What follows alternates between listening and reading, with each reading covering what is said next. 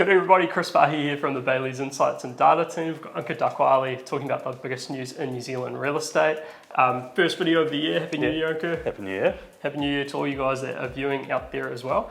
Now we've kicked things off a bit of a bang, got a really nice location today. So Ankur, whereabouts are we? Yeah, so we are in the recently completed Omana Noth apartments in Milford, Auckland. Now the final units of this building are being sold now, so get in quick. They're premium architecturally designed, pet-friendly building, high quality fittings throughout the site, and we can confirm that. And it's right on the doorstep of Milford and Milford Beach as well. To learn more about these apartments, please get in touch with the Bayleys Projects team or click on the link in the below description. So kicking off with the news, the REINZ released their latest housing market statistics for the month of December 2022. So within this, the New Zealand median house price was sitting at 790,000, so that's around 12.2% down year on year and just slightly off the result from November, which I recall was 810,000. Again, with Auckland region, there was a very slight movement down in the median house price across the region too. Looking nationally, of all the regions, Northland and Taranaki are still up year on year. The other observation that REINZ made was that the overall inventory of properties for sale is up around 60% year on year. One of the things that we're hearing around the network is that buyer inquiry is actually higher than expected coming into the new year. So hopefully there's some glimmers of hope for the market there as well.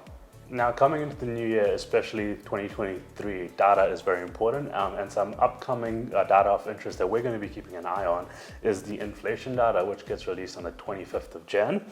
We have the unemployment data, which is on the 1st of Feb, and you have the next OCR review, which is at the end of Feb on the 22nd of Feb. So these are points that we're going to be keeping on top of, and of course reporting it to you as well.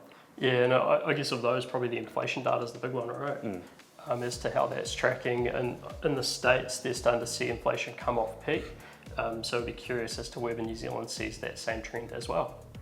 In lighter news, we caught up with stuff.co.nz recently to talk about swimming pools and the extent to which they add value to properties. Bit of a debate around the office and around the network on this one. Where we kind of got to was looking at the statistics. Generally speaking, homes with pools have been selling for about 300 to 350,000 more than homes without pools. But that said, the other stat that sticks out is that homes with pools tend to have larger sections and are generally better homes. Yeah, so our overall view is that from an added value perspective, the value added by a pool is probably offset by the cost of a pool. So if you're doing renovations, that's something to think about. Although for a subset of the market, specifically families with the right aged kids, they probably will help with building an emotional connection and could be quite valuable. Now moving overseas, Bayleys partner Knight Frank has released their global house price index and also their residential cities index. Now these are quarterly results as at Q3 2022, and you got countries such as Turkey, Estonia, Hungary taking out the top three. Turkey is at 189%, but that's due to their inflation stats there.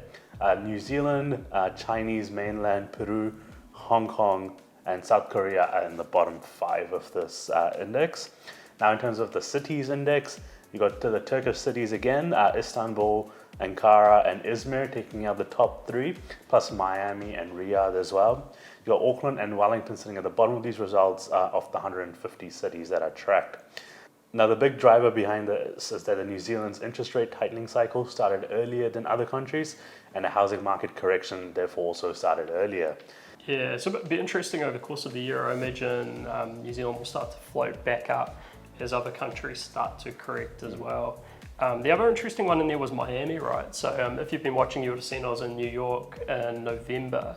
And one of the things there was that some of the developers were talking about how a lot of New York developers are now focusing into Miami because the market there is quite hot. And you're seeing that come through in those house price indices as well. So yeah, real interesting. Next up, jumping across the ditch to Sydney, there was a massive house sale over there with a home selling for 130 million Australian dollars. Now this was a very large, as you can imagine, Scottish style home in Point Piper in Sydney. It sold for 130 million Australian to an Aussie billionaire. I believe he's operating in the tech sector. So yeah, pretty interesting. We spoke to One Roof around whether something like that could happen in New Zealand, and really the big takeout there after looking at it was the lack of billionaires in New Zealand. So if you look at Australia, there's about 40 families with around US $1 billion in wealth. If you look at New Zealand, somewhere between like 2 and 8, depending on how you assess it and your source. And so our view is that there's not enough sort of billionaire demand to be able to buy homes at that level. Although if you look at the article, which we'll link in the description, there was a bit of banter around 2 large family estates in Auckland that perhaps if put on market might be at around those levels.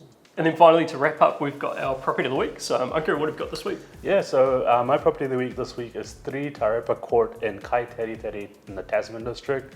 Now this is a 3-bedroom, 3-bathroom house on 898 square meter elevated site. It's got outstanding quality home built in 2016 with multiple living areas, and it's got wonderful views over the Tasman Bay and into the Dummy Bay as well.